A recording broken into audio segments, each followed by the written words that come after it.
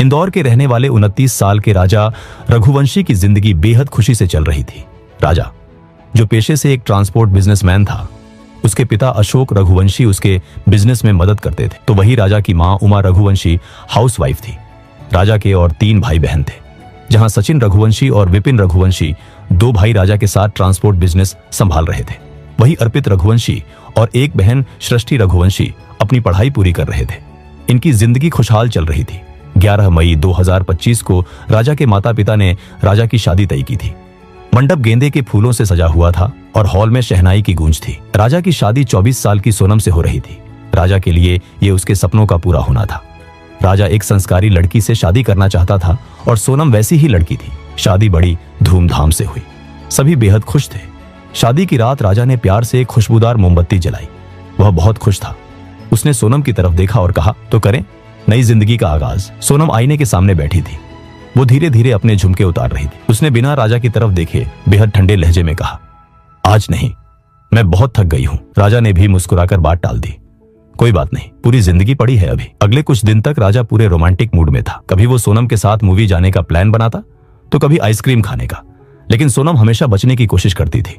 सोनम के पास हमेशा एक ही बहाना होता था कि मैं थक गई हूं, सिर दर्द है, कल देखते हैं। जब भी राजा उसके करीब जाने की कोशिश करता, सोनम उसे रोक देती। एक रात बहुत देर हो चुकी थी। राजा छत पर ऐसे ही टहलने गया तो उसने देखा कि सोनम छुपकर किसी से फोन पर बात कर रही है। राजा अचानक वहां पहुंच गया और सोनम से कहा कि यार, छत पर इतनी रात को क्या कर रही हो बेबी? सोनम घबरा गई, हड़बड़ाते हुए बोली, कुछ नहीं, मैं बस मां से बात कर रही थी। राजा को सोनम का बिहेवियर काफी अजीब लगा।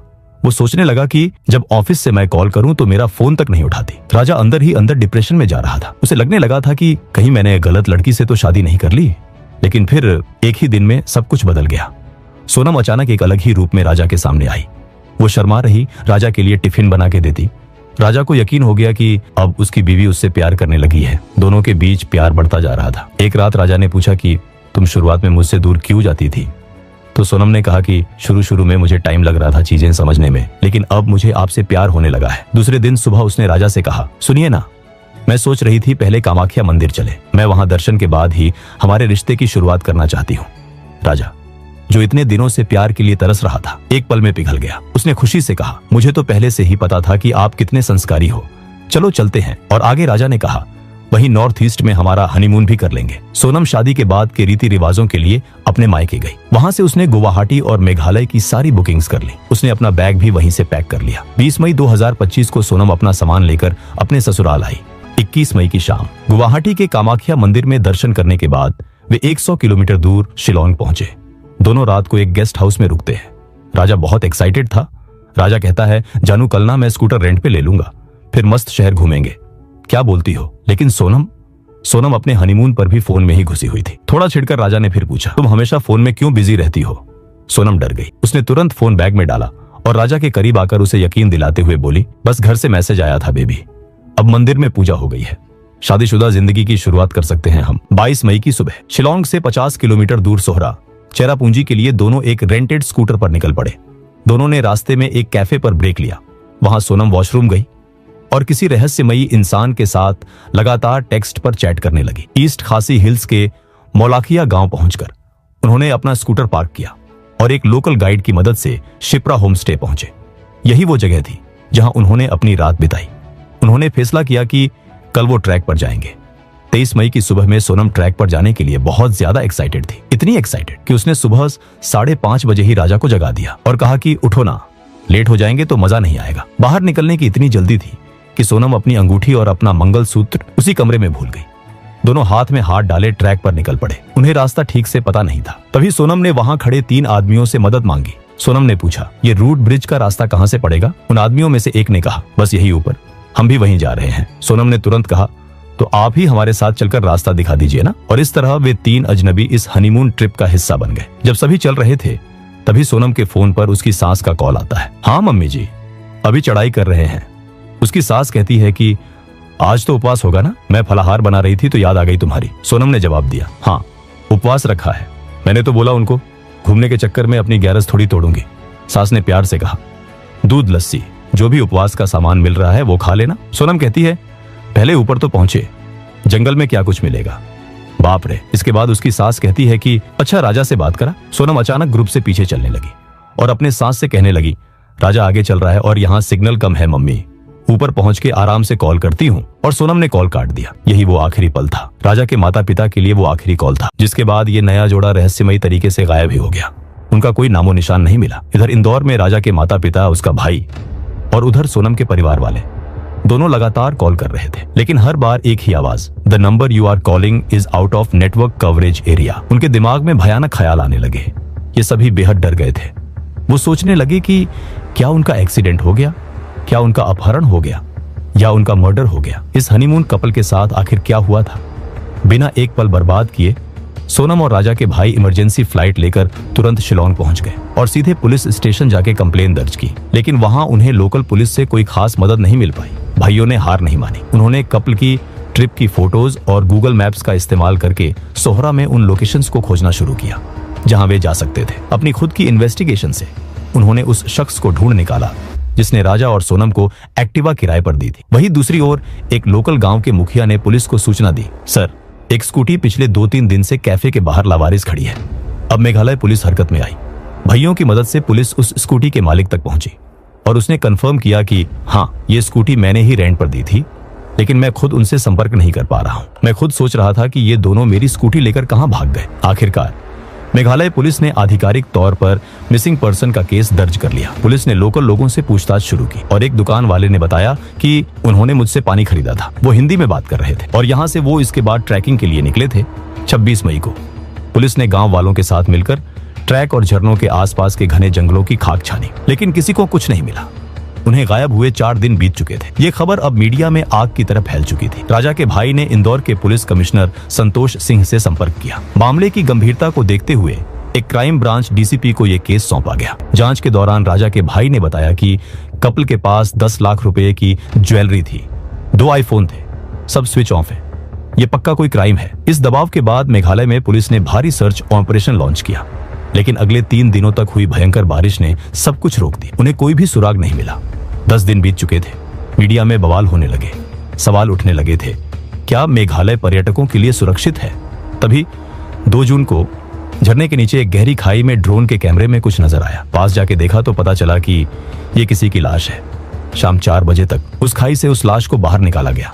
लाश को जब देखा तो वो बेहद बुरी तरह सड़ चुकी थी। वहां आसपास कुछ चीजें बिखरी पड़ी थी। एक औरत की सफेद शर्ट, पेंटाफोर्टी दवा का एक पत्ता, मोबाइल फोन की स्क्रीन का एक टुकड़ा, एक स्मार्ट वॉच और एक रेनकोट और वहीं पास में पड़ा था खून से सना हुआ एक धारदार हथियार। पुलिस को लगा कि ये शायद उनमें से किसी की बॉडी है जिसकी वो खोज कर रहे हैं, जिसके बाद पहचान के लिए राजा के परिवार वालों को बुलाया गया। चेहरा तो पहचानने लायक बचा नहीं था, लेकिन राजा के परिवार वालों ने उसके दाहिने हाथ पर बना हुआ एक खास टैटू देख लिया और जैसे ही उसकी मां ने देखा कि ये राजा है, वो जोर जोर से रोने लगी। राजा को इस हालत में देखकर राजा का परिवार पूरी तरह से टूट गया था। पुलिस को लगा कि शायद खाई में गिरने से राजा की मौत हुई है, लेकिन सवाल ये था कि उसकी पत्नी सोनम कहाँ थी, क्योंकि वहां सोनम नहीं मिली थी।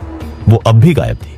पुलिस सोच में पड़ गई कि क्या वो खाई में गिर गई या कोई उसे उठा ले गया। 2 जून को राजा की लाश मिलने के बाद जब पोस्टमार्टम रिपोर्ट आई तो पुलिस के पैरों तले जमीन खिसक गई। ये कोई एक्सीडेंट नहीं था। पोस्टमार्टम में खुलासा हुआ कि राजा के सिर पर आगे और पीछे दोनों तरफ से बहुत जोर से वार किया गया था। ये बात पक्की हो गई कि राजा की जान खाई में गिरने से नहीं बल्कि उसे मारा गया था। इस कंफर्मेशन के बाद 40 अलग अलग लोकेशंस के सीसीटीवी फुटेज खंगाले गए और सबसे बड़ी चीज, सोनम की कॉल डिटेल्स भी निकाली गई। कॉल रिकॉर्ड्स में एक नाम बार बार सामने आ रहा था, जो कि था संजय वर्मा। हनीमून पर होने के बावजूद सोनम ने इस रहस्यमयी संजय वर्मा से दर्जनों बार बात की थी।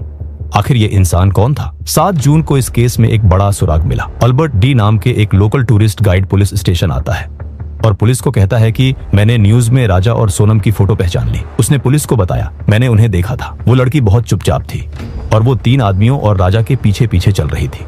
मुझे तभी कुछ गड़बड़ लगा था। गाइड अल्बर्ट ने यह भी बताया कि कुछ दिन पहले सोनम ने उसकी ट्रैकिंग सर्विस लेने से मना कर दिया था। पुलिस का शक अब उन 3 अजनबियों पर घूम चुकी थी जो ट्रैक पर कपल के साथ गए थे। और उसी दिन एक और चमत्कार हुआ। सोनम ने एक नए फोन में अपना सिम कार्ड डाला और सिर्फ कुछ पलों के लिए अपना डेटा ऑन किया, शायद कोई व्हाट्सएप मैसेज चेक करने के लिए। लेकिन पुलिस उसी ताक में बैठी थी। पुलिस ने बिना कोई देरी किए तुरंत ही लोकेशन ट्रेस की और जब पता लगाया तो वो लोकेशन शिलोंग या नेपाल की नहीं थी, बल्कि वो लोकेशन थी सोनम के अपने होम टाउन इंदौर की।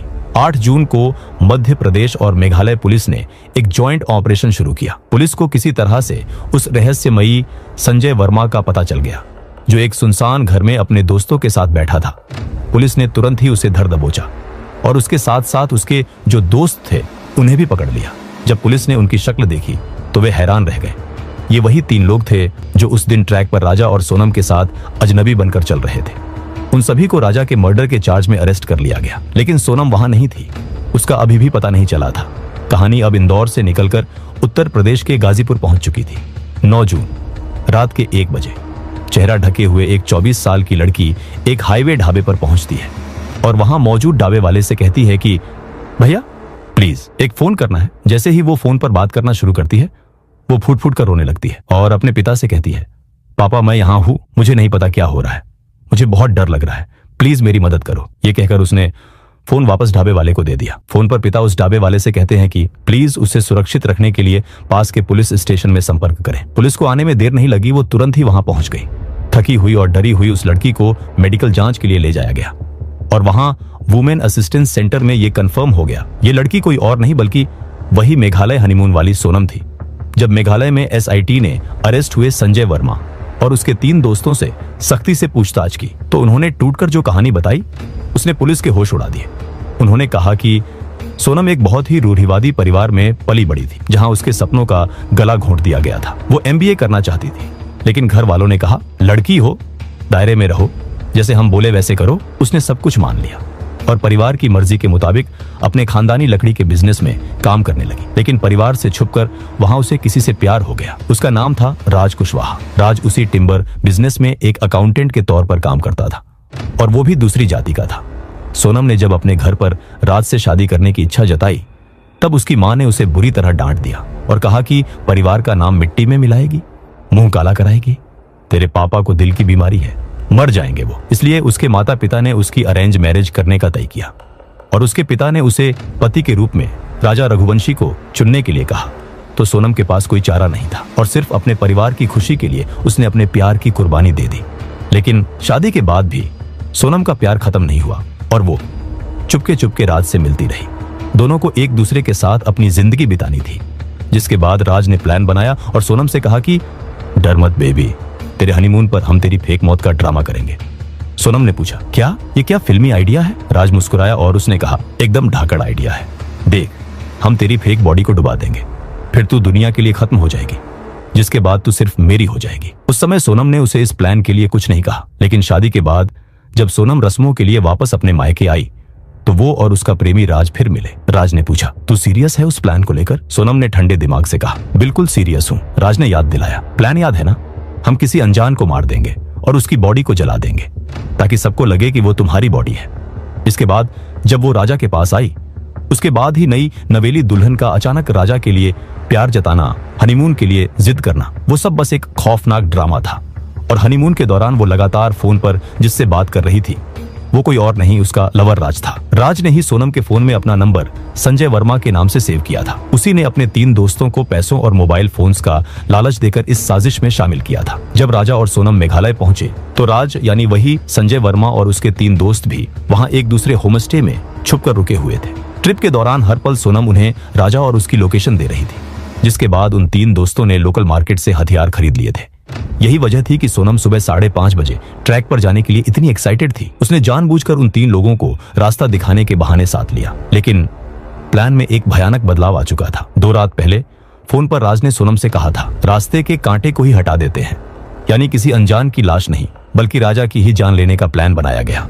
और जब राजा ने पीछे मुड़कर सोनम से कहा बेबी हाथ पकड़ लूं, तभी राज के एक दोस्त ने पूरी ताकत से राजा के सिर के पीछे वार किया। दूसरे ने उसके चेहरे पर वार किया। राजा की वहीं तड़पकर मौत हो गई, जिसके बाद उन दरिंदों ने उसकी लाश को झरने के पास उसी गहरी खाई में फेंक दिया और बिहार के रास्ते इंदौर वापस लौट गए। सोनम मावदुग से लोकल टैक्सी लेकर शिलोंग गई, फिर टूरिस्ट कैब से गुवाहाटी पहुंची। पुलिस की ट्रैकिंग से बचने के लिए उसने फ्लाइट नहीं ली थी, बल्कि उसने कई ट्रेनें बदलकर इंदौर पहुंची। रास्ते में उसने अपना पुराना फोन भी तोड़कर फेंक दिया। इसके बाद वो अपने घर नहीं गई, बल्कि एक रेंटेड फ्लैट में रहने लगी और वहां अपने प्रेमी राज से मिलने पहुंची। ये दोनों, राज और वो नई नवेली दुल्हन, अपने ही पति राजा के मर्डर के मास्टरमाइंड थे। अगले 13 दिनों तक ये दोनों इंदौर में ही छुपे रहे, जबकि मेघालय में पुलिस सोनम और राजा को तलाश रही थी और दोनों परिवार खून के आंसू रो रहे थे। 8 जून 2025 की सुबह 4:10 पर सोनम बुर्का पहनकर अपने इंदौर के ठिकाने से एक कैब में निकली। दोनों ने प्लान बनाया कि एक साथ रहेंगे तो पकड़े जा सकते हैं, इसीलिए दोनों अलग अलग शहरों में रहने लगे जब तक कि मामला शांत न हो जाए। लेकिन इन नौसिखियों को नहीं पता था कि आज के डिजिटल दौर में आपके फुटप्रिंट्स आसानी से ट्रैक किए जा सकते हैं। अगले कुछ ही घंटों में उसी दिन पुलिस ने राज और उसके दोस्तों को गिरफ्तार कर लिया। रास्ते में सोनम राज को कॉल करती है, लेकिन हैरान थी कि उसका फोन राज को क्यों नहीं लग रहा है। तभी राज के किसी दोस्त ने उसे खबर दी कि भाभी, राज पकड़ा गया है, सब पकड़े गए हैं। भागने का कोई रास्ता ना देख और अपना सारा सपोर्ट सिस्टम टूटता देख सोनम के पास कोई चारा नहीं बचा। इसीलिए उसने ढाबा वाले से फोन लेकर अपने पिता को कॉल किया था, जिसके बाद पुलिस आने के बाद उसने अपने आप को सरेंडर कर दिया। सोनम से पूछताछ के बाद पुलिस ने इंदौर के एक नाले के पास से एक पिस्तौल और 2 मैगजीन भी बरामद की। ये पिस्तौल राज की थी, जिसे उसने बैकअप प्लान के तौर पर रखा था कि अगर उसके दोस्त राजा को मारने में फेल हो जाते तो वो गोली मार के उसकी हत्या कर देता। आज सभी मुजरिम पुलिस की गिरफ्त में हैं। दोस्तों, अगर सोनम के पिता ने उसकी और राज की मोहब्बत को स्वीकार कर लिया होता तो शायद आज ये झूठ और खून का खेल नहीं खेला जाता। लेकिन दूसरी तरफ सोनम और राज के पास राजा को मारने के अलावा भी कई रास्ते थे। वे भाग सकते थे, सच बोल सकते थे। राजा की इसमें कोई गलती नहीं थी, उसने तो सिर्फ अपनी पत्नी से सच्चा प्यार किया था। दोस्तों, प्यार, धोखा और समाज की इस खौफनाक कहानी पर आपकी क्या राय है? क्या सिर्फ समाज के डर से किसी बेगुनाह की जान लेना सही है? हमें कमेंट्स में जरूर बताएं। अगर आपको ये इन्वेस्टिगेशन पसंद आई तो इस वीडियो को लाइक करें, अपने दोस्तों के साथ शेयर करें और ऐसे ही रोंगटे खड़े कर देने वाले क्राइम डॉक्यूमेंट्रीज के लिए हमारे चैनल को सब्सक्राइब करना ना भूलें।